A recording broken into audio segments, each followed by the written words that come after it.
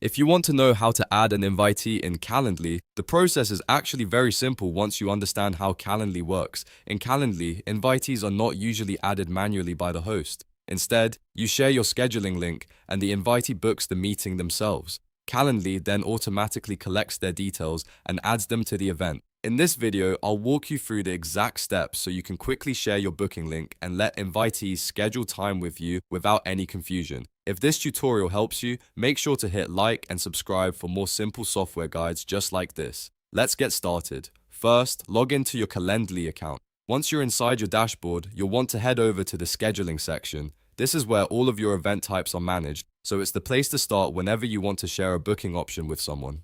Now look for the event type you want to use. For example, this could be a one-on-one meeting, an intake call, a consultation, or any other event you've already set up in Calendly.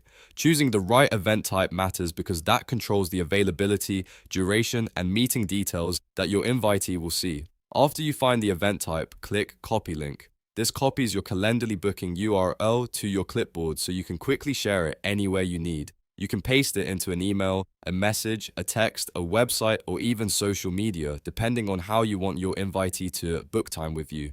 Next, send the booking link to your invitee. This is the key step because the invitee won't be added by you directly in the usual sense. Instead, they use that link to open your scheduling page and choose a time that works for them. Calendly takes care of the rest automatically. Once the invitee opens the link, they'll enter their details and schedule the meeting. They can add their name, email address, and any required information you've requested in your Calendly setup. After they finish booking, Calendly creates the meeting and adds the invitee information for you. That means no back and forth messages, no manual calendar entries, and no extra steps inside your dashboard. So if you were wondering how to add an invitee in Calendly, the answer is really about sharing your scheduling link and letting Calendly handle the booking process.